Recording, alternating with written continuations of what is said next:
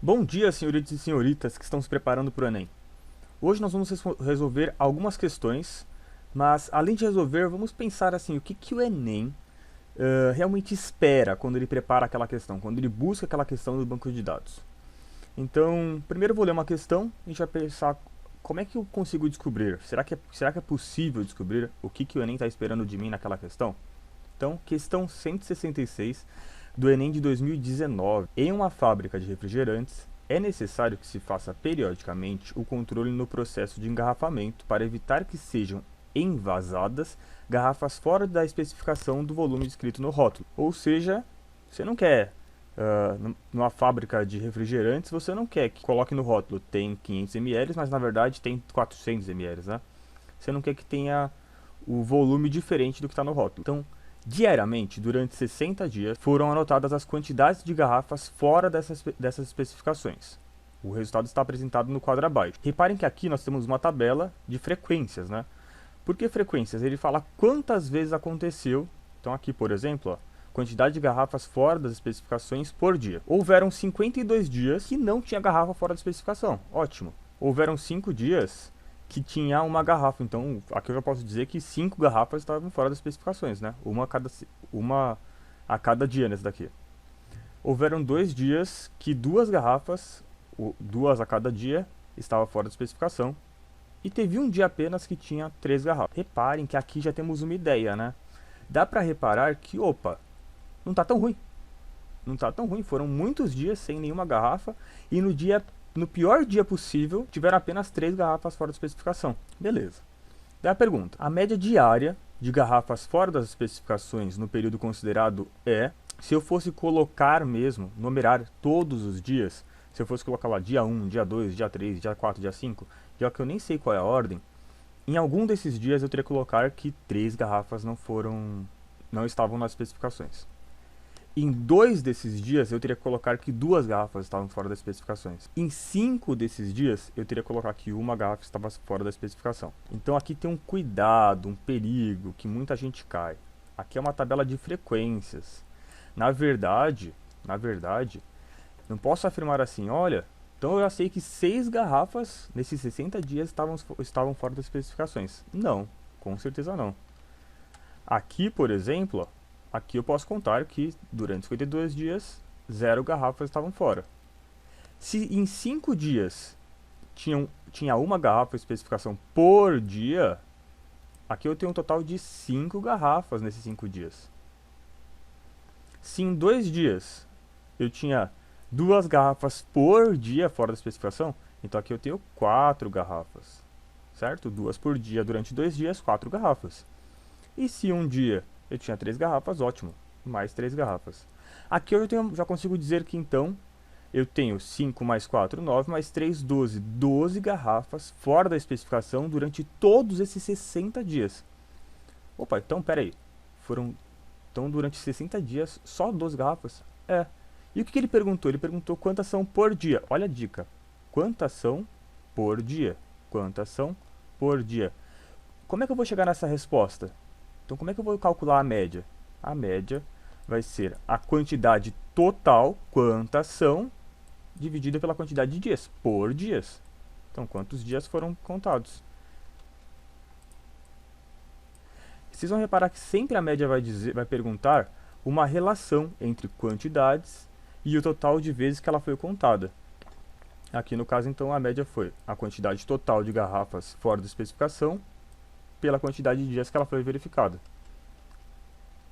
Aqui podemos verificar que a média vai dar quantidade total de garrafas, 12, foram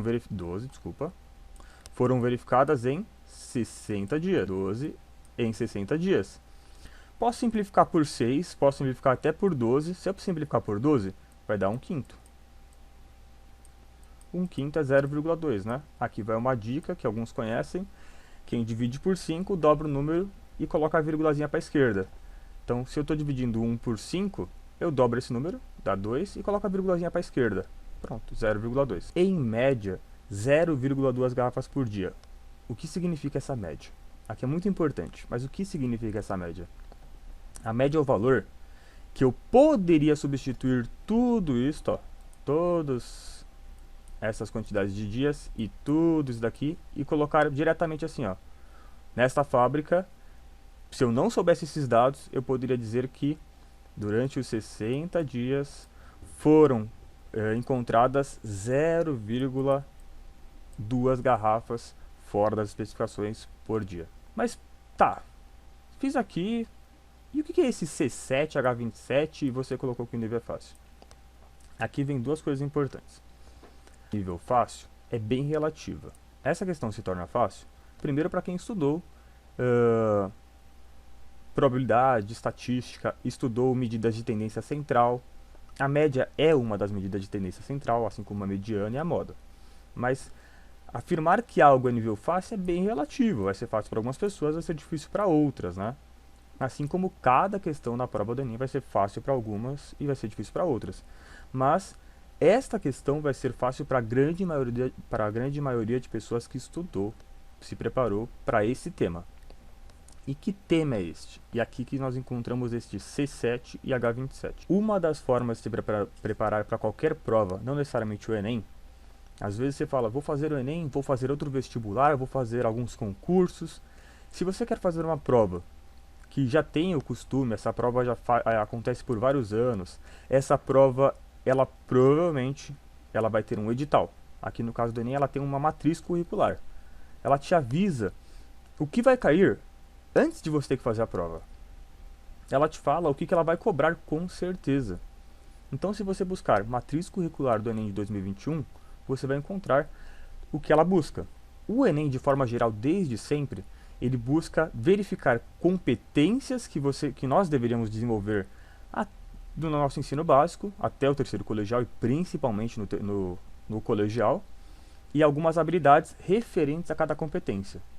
Para matemática e suas tecnologias, são 7 competências e dentro dessas 7 competências existem 30 habilidades. Não 30 para cada, as 30 estão divididinhas para cada competência. Eu peguei aqui, por exemplo, a competência 7 de matemática e suas tecnologias e vou mostrar para vocês. Ó. Competências da área 7. O Enem, ele vai verificar se você conseguiu a competência no decorrer do seu ensino básico de compreender o caráter aleatório e não determinístico, opa, aqui já puxa um pouquinho para a probabilidade, hein, dos fenômenos naturais e sociais. Aqui já dá para ter uma ideia que, então, a competência 7, ela tem muito a ver com estatística e probabilidade. Pronto, beleza. Compreender o caráter aleatório e não determinístico dos fenômenos naturais e sociais e utilizar instrumentos adequados para medidas, determinação de amostras e cálculo de probabilidade, para interpretar informações de variáveis apresentadas em uma distribuição estatística. Então, o Enem vai verificar se você aprendeu, né, a utilizar medidas de tendências, medidas de dispersão, cálculo de probabilidade. A competência 7 tem a ver com esse tema. Quais são as habilidades que ele vai verificar nas questões? E aqui tem um cuidado, não vai ser uma habilidade para a questão 27, uma habilidade para a questão 28. Não, não é assim. Uma questão ela pode envolver 2, 3 habilidades. Uma questão ela pode envolver as 4 habilidades. Uma questão pode envolver todas as habilidades de todas as matérias, de todas as competências. Aí seria uma questão um pouco mais difícil. Então, quando eu coloquei aqui fácil, média, eu fui pensando assim, o que ela está envolvendo, né? Essa primeira questão que nós conversamos, eu só tinha que saber como que se calcula a média e o que é média. Na verdade, o que é média nem precisava tanto. É mais saber como calcular. E o máximo de pegadinha que poderia haver é eu pensar que, já sei, o total de garrafas fora da especificação foi 6, porque eu vi 1 mais 2 mais 3. Esse era o máximo de pegadinha. Por isso que eu falei, essa questão aqui provavelmente para a grande maioria de pessoas vai ser fácil, se você não cair nessa pegadinha. Mas, vamos ver a habilidade. Por que eu coloquei a habilidade 27 ali, né? A habilidade 27. Nós temos que desenvolver a habilidade para poder fazer o Enem, nós temos que ter desenvolvido a habilidade de calcular medidas de tendência central ou de dispersão de um conjunto de dados expressos em uma tabela de frequências. Tabela de frequências. Isto é uma tabela de frequências, né? De dados agrupados, ali estavam os dados agrupados, repare que ele colocou, não vai cair tabela de frequências com dados em classes, não cai. Aquele, esta linha vai de tanto até tanto, isso não cai no Enem, pelo menos nessa matrícula curricular não cai. Ou em gráficos, eu também trouxe uma questão de gráficos para nós. A habilidade 28 resolver situação, problema que envolva conhecimentos de estatística e probabilidade. A habilidade 28 vai estar envolvida em todas as questões, todas as situações de problema que nós vamos ver no Enem, que envolva o pensamento estatístico ou o cálculo de probabilidade. A habilidade 29, utilizar conhecimentos de estatística e probabilidade como recurso para construção de argumentação. Eu queria falar sobre ela agora. Depois a gente vai para a habilidade 30. Então vamos para uma questão. Questão 172 do Enem de 2019. Os alunos de uma turma escolar foram divididos em dois grupos. Um grupo jogaria basquete, enquanto o outro grupo jogaria futebol. Sabe-se que o grupo de basquete é formado pelos alunos mais altos da classe e tem uma pessoa a mais do que o grupo de futebol. Tudo aqui é informação. Eu vou pegar essa informaçãozinha aqui, que ela é muito útil nessa questão. Beleza.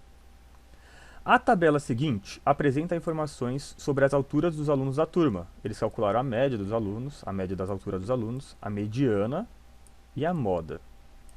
E daqui a pouco a gente vai ver qual dessas informações é importante para essa questão.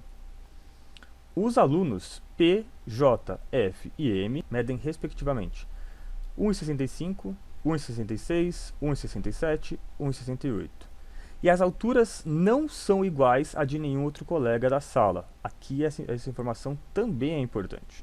As alturas não são iguais a de nenhum outro colega da sala. Segundo essas informações, argumenta-se que os alunos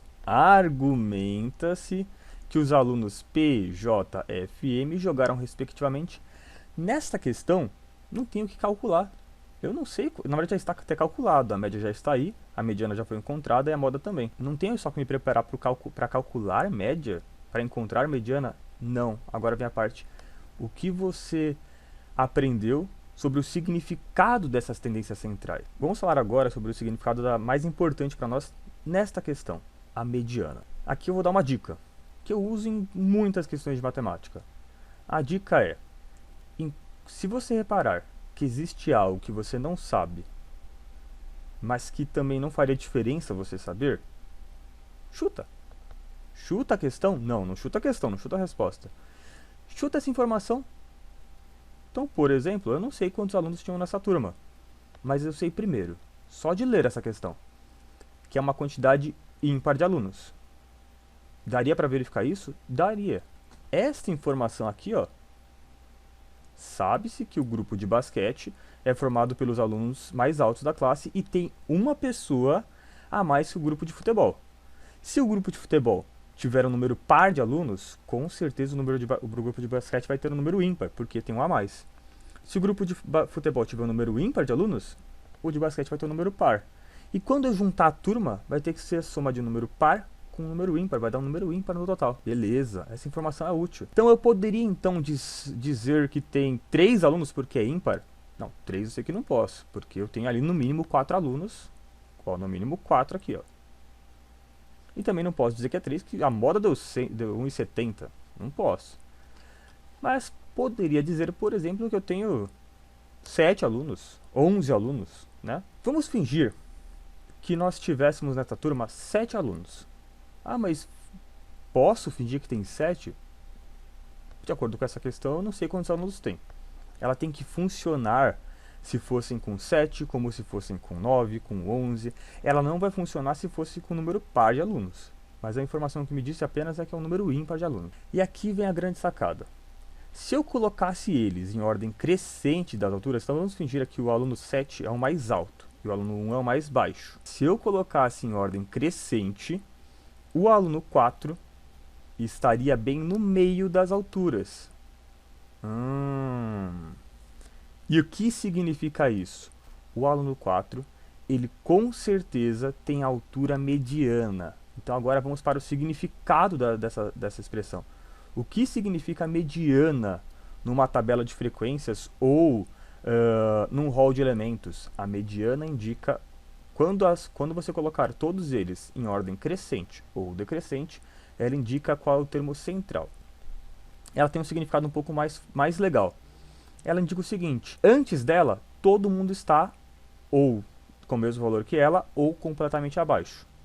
Acima dela, ou todo mundo está com o mesmo valor que ela, ou com valores acima.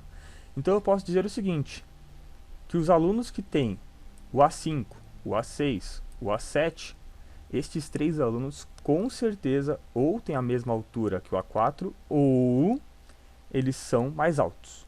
E o A3, A2 e A1 são mais baixos ou medem a mesma altura que o A4.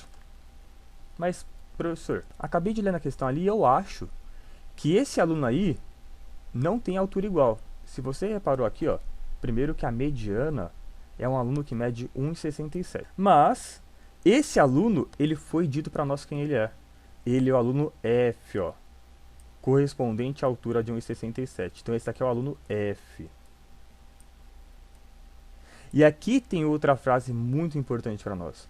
E suas alturas não são iguais a de nenhum outro colega. Quer dizer que o aluno 5, o aluno 6 e o aluno 7 têm de ser, por obrigatoriedade, mais altos do que o aluno F.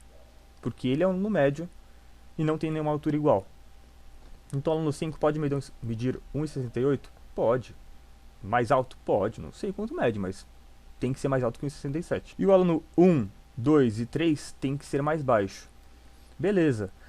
Mas isso funcionaria se eu colocasse aqui uma tabela de 11 alunos? Com certeza. Só que se fosse de 11, o aluno central seria o 6º aluno. Se fosse de 21 alunos, o aluno central seria o 11º.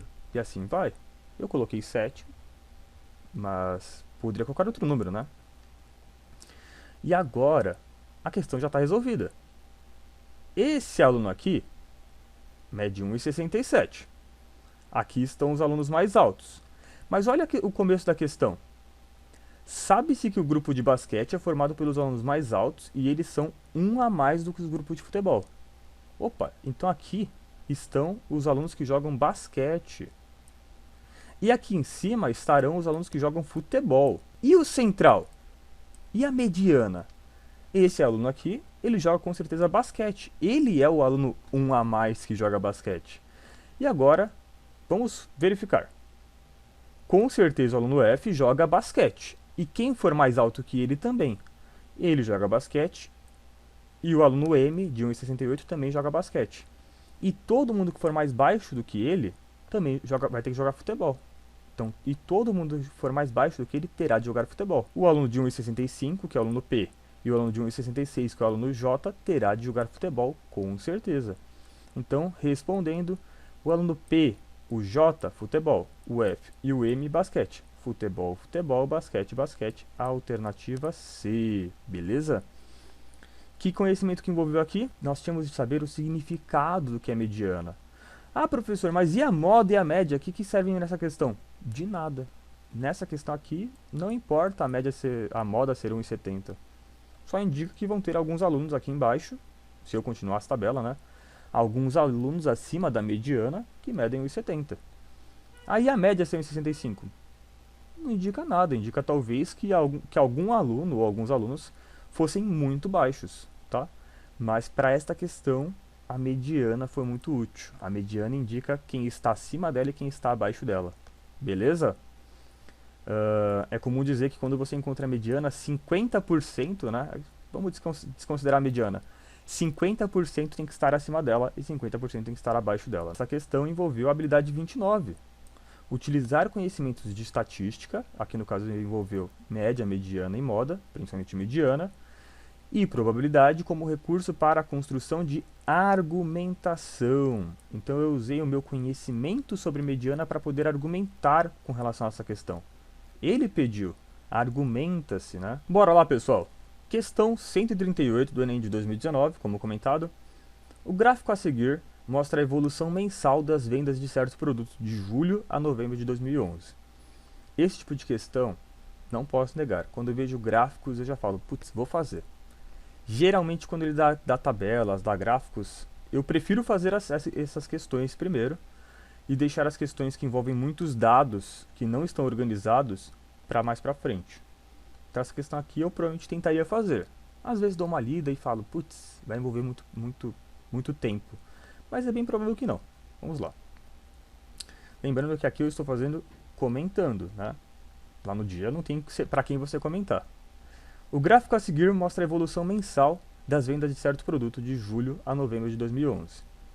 Aqui está. Sempre verifiquem o que cada eixo significa, né? Então a evolução dos meses e a evolução, né, das unidades vendidas. Já posso dizer então que julho foi vendida 700 unidades, agosto 2.500, setembro 2.500 também. Eu acho que esse pedacinho aqui foi apenas para pegar os desavisados, certeza, na verdade, que esse pedacinho foi feito de propósito para pegar os desavisados.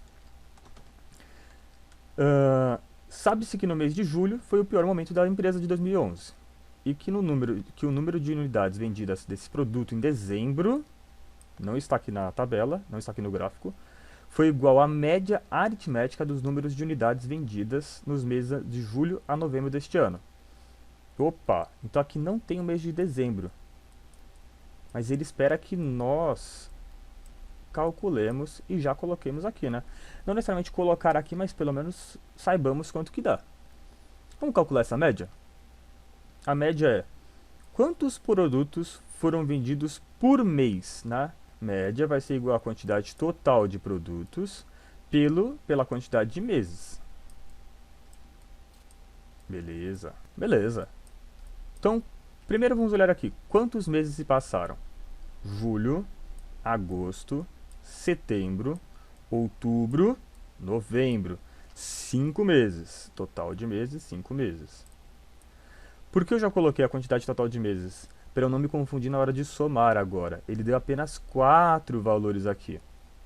E aonde está a pegadinha, tem um valor que vai se repetir, né? Então eu vou ter que somar quantidade total de produtos vendidos. 700 mais 2 vezes 2.500, porque foi 2.500 em agosto, 2.500 em setembro. Vou pôr 5.000 direto. Mais 5.000, mais 2.700 e mais 2.800. Isso daqui vai dar 11.200 produtos no total. E eu vou dividir por 5, mas eu sei que quem divide por 5 dobra o número e coloca a vírgula um pouco uma casinha para a esquerda. Então, quem divide por 5 dobra esse número, o dobro disso aqui vai dar 22.400 e passa a vírgula para a esquerda. Então vai dar 2. Eu ia por 400, mas coloco só 40. 2.240. Então reparem, em dezembro, se eu fosse marcar, ele ia ficar aqui embaixo, ó. Certo? Teve uma queda, né? Uma queda bem brusca, né? Foi para 2.240 produtos. O que fez ter essa queda? Olha que legal. O que fez ter essa queda foi aqueles 700 ali. Ele puxou a média muito para baixo. Mesmo eu tendo vendido muito nos outros meses, ele puxou a média para baixo. Agora podemos continuar a questão. O gerente de vendas disse em uma reunião da diretoria que, se essa redução do número de unidades de novembro para dezembro se mantivesse constante nos meses subsequentes, as vendas só voltariam a ficar piores que julho de 2011 apenas no final de 2012. O diretor financeiro rebateu imediatamente esse argumento, mostrando que, mantida a tendência, isso aconteceria já em... Então vamos fazer uma linha cronológica que vai começar em novembro de 2011, vai para dezembro, depois vai para janeiro de 2012, fevereiro, e assim vai, né? Aqui é março. Beleza. Novembro nós tínhamos 2.700 produtos. Em dezembro nós fomos para 2.240. Quanto que eu andei daqui para cá? Eu perdi 460 produtos. E ele disse que se mantivesse essa mesma perca sempre, quando que eu chegaria em 2.700? Bom, vamos lá. Eu estou em 2.240. E quando que eu vou chegar nos meus 700? Eu já sei que de novembro para dezembro eu perdi 460. E se eu vou tentar manter essa... Vou tentar não, né? A empresa infelizmente vai manter essa tendência de perca. Essa tendência de perder. Então, no próximo mês eu perder 460, depois mais 460, depois mais 460, até uma hora ter perdido tanto que ou chegou em 700 ou ficou pior do que 700. Na verdade, ficar pior, né, que 700. Primeiro, vamos pensar o seguinte. Quando que eu precisaria perder no mínimo para igualar com 700? Então, quanto que é esse decréscimo aqui, ó? Bom, 2.240 menos 700, 1.540. certo? E aí é só dividir. 1540 dividido em bloquinhos de 460. Reparem que eu não quero quanto dá. Eu quero saber o valor que, quando eu multiplicar por 460, tenha passado ou tenha dado exatamente 1540. E aqui dá para fazer de cabeça, né? Bom, 460 vezes 2 dá 920. 460 vezes 3 vai dar 1200, 1380. 460 vezes 4 já vai passar. Então ele vai ter que chegar no quarto mês. Então, estou em dezembro, eu vou ter que andar mais 4 meses. Janeiro, fevereiro, março e vai ser em abril. Em abril, ele vai ter perdido 4 vezes de 460 e vai estar abaixo de 700 produtos vendidos. Beleza? Bora para nossa última questão? Essa questão aqui, ela envolve um pouquinho mais de... Eu acho que não é tanto conhecimentos matemáticos, etc., com relação à estatística. De forma geral, nas provas de matemática, você vai ter que desenvolver o seu raciocínio, tá? Fazer alguns testes, às vezes, supor valores, assim como eu fiz naquela questão do basquete, de basquete e futebol. Então, assim, quando você reparar, isso é um pouco de feeling também, né? Quando você reparar que existem informações que não foram dadas, mas também porque elas não fariam diferença, bom, se não faria diferença e não foram dadas, coloque o que você quiser. Esse tipo de questão eu queria aplicar um pouco disso. Não que seja necessário aplicar isso, mas só para a gente brincar um pouco. Questão 166 do Enem de 2019. Em um determinado ano, os computadores da Receita Federal de um país identificaram como inconsistentes 20% das declarações de imposto de renda que lhe foram encaminhadas. Uma declaração é classificada como inconsistente quando apresenta algum tipo de erro ou conflito nas informações prestadas. Essas declarações consideradas inconsistentes foram analisadas pelos auditores, que constataram que 25% delas eram fraudulentas. Aqui a gente já pega uma diferença. Ser inconsistente não significa ser fraudulenta. Inconsistente é que algum dado não bateu. Fraudulenta é porque foi fraudado. Beleza. Constatou-se ainda que, dentre as declarações que não apresentavam inconsistências, 6,25% eram fraudulentas. E aí vem a pergunta: qual é a probabilidade de, nesse ano, a declaração de um contribuinte ser considerada inconsistente, dado que ela era fraudulenta? Apenas eu sei calcular a probabilidade. Probabilidade são os casos prováveis pelos casos possíveis. Sim, eu vou usar essa fórmula mesmo para fazer essa questão. A probabilidade vai ser igual aos casos prováveis pelos casos possíveis no meu universo, né? Então, tem gente que coloca o ômega, né? Então, mas, de qualquer forma, e aí? Quais são os seus casos prováveis? Quais são os seus casos possíveis? Os prováveis estão aqui, ó. 6,25 mais 25, porque são os fraudulentos. Será? Então aqui, nessa questão, tem gente que vai falar, se tivesse X pessoas, 20% de X tal coisa, 80% de X tal coisa, 25% de 20%, e vai chegar na resposta, tá? Daria para andar com esse X, com essa letrinha que a gente pode criar. Mas, se você andasse com esse X, uma hora ele teria que sumir, porque na resposta não vai ter esse X, essa quantidade de pessoas. Então ele vai sumir. Se eu começar a calcular usando esse X pessoas, ele vai sumir? Vai. Então se ele vai sumir, não importa quanto que eu colocar. Eu vou colocar um número qualquer de pessoas. E uma dica, quando se trabalha com probabilidade, eu gosto de chamar o total de 100. Ou 100, ou 1000, ou 10.000, mas um número bem redondinho assim, uma potência de 10. Vou trabalhar com 100 pessoas. Vamos fingir. Vamos ler de novo a questão e fingir que nós temos 100 pessoas analisadas. O 100 é um número bem tranquilo de calcular a probabilidade. Então, em um determinado ano, os computadores da Receita Federal de um país identificaram como inconsistentes 20% das declarações de imposto de renda que lhe foram encaminhadas. Então, foram encaminhadas 100 declarações, as 100 pessoas encaminharam. 20% foram inconsistentes. Opa, então para cá para a esquerda vão ser as declarações inconsistentes. Então, com certeza, para a direita, eu vou pôr as consistentes. Beleza? Quantas foram inconsistentes? 20%. 20 de 100. Mas se eu tenho 100 pessoas analisadas, são 20 declarações. 20 de 100, e se foram 100, então são as próprias 20. Né?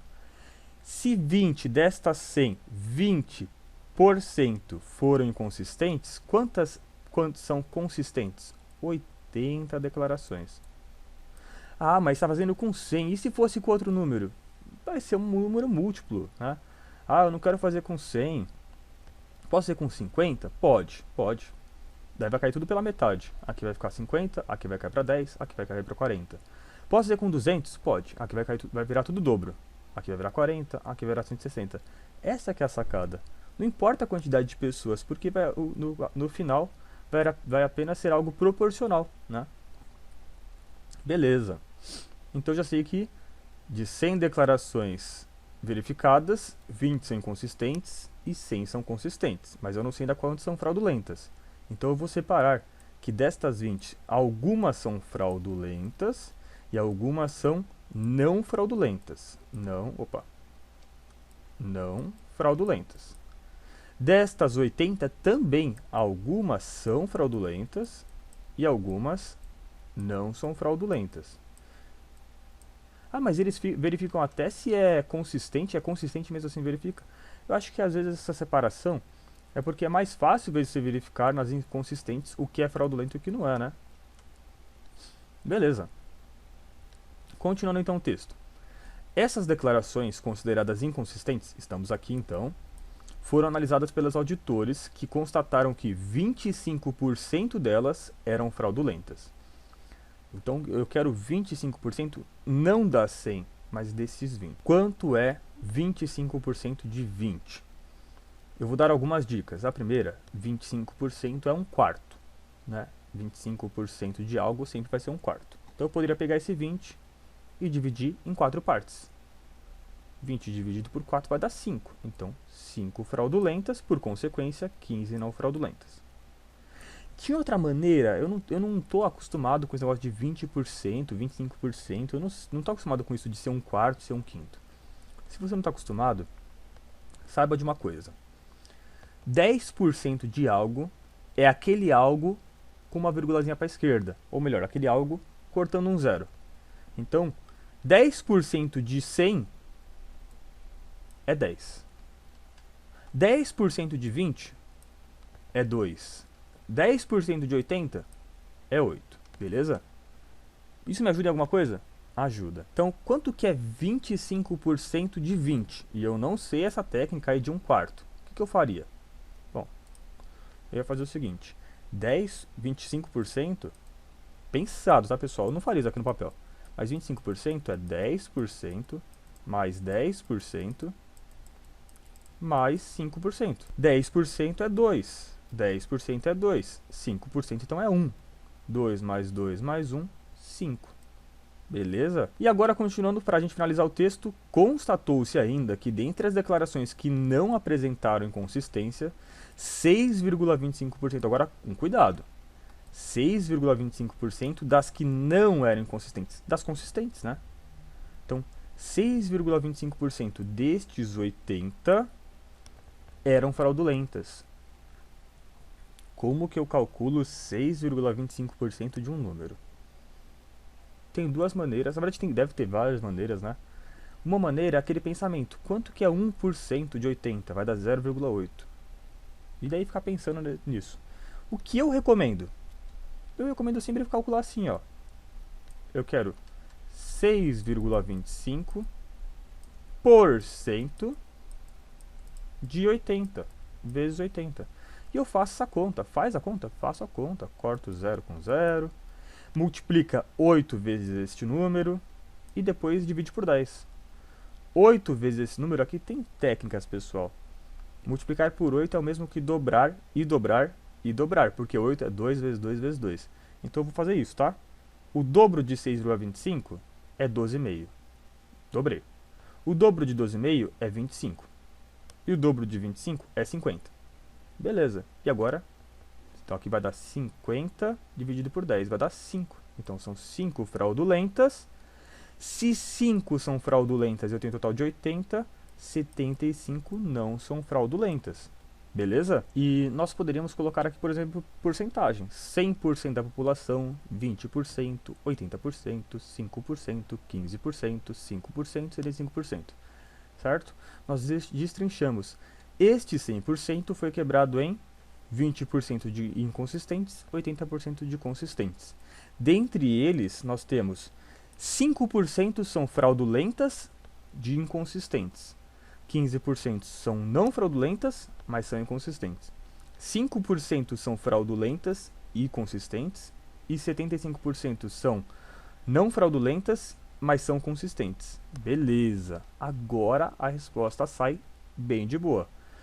Qual é a probabilidade de, nesse ano, a declaração de um contribuinte ser considerada inconsistente? Então, qual a probabilidade? Os casos favoráveis para nós são as inconsistentes, dado que ela era fraudulenta. Então agora eu não posso pegar as não fraudulentas. Elas não vão fazer parte do nosso universo de probabilidades, tá? Nosso universo de possibilidades, né? Então, a nossa probabilidade, qual vai ser o nosso universo, nosso total de coisas possíveis? Nós vamos ter 10 no máximo. Esse 10 poderia falar que são 10 pessoas, poderia falar que é 10%, tá? Então o total são 10. 10 coisas, 10 declarações, ou 10% das declarações, com certeza são fraudulentas neste exercício. E destas 10, quantas são inconsistentes? Inconsistentes e fraudulentas? Sim, apenas 5. Então reparem, é como se eu colocasse e falasse assim, ó, eu vou colocar numa caixa todas as declarações fraudulentas. Ah, mas tanto faz se ela é inconsistente ou consistente? Sim, mas só vou pôr se for fraudulenta. Ah, então não vai entrar essas 15 aqui? Não. E as 35 não vai entrar? Não. Então eu coloquei numa caixa todas as declarações fraudulentas. Quantas entraram? 10 declarações. Ah, e se o grupo fosse maior? Tá bom, 10% das declarações vão entrar. Beleza? Beleza, entraram lá, as 10. Mas quantas delas vão ser inconsistentes? Bom, entraram 10, mas apenas 5, apenas metade delas é inconsistente. Então, quanto que dá 5 décimos? Vai dar 0,5. Quem divide por 10 só passa a vírgulazinha para a esquerda, né? 0,5, cuidado que não é o item A, é o item E. E é isso, pessoal.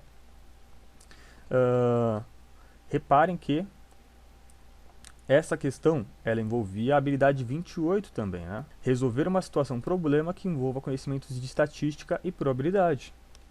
Beleza, pessoal? Espero que vocês tenham gostado. Espero ajudar alguém, e se eu ajudei alguém com essa aula, já fico muito feliz. Até mais e até a próxima.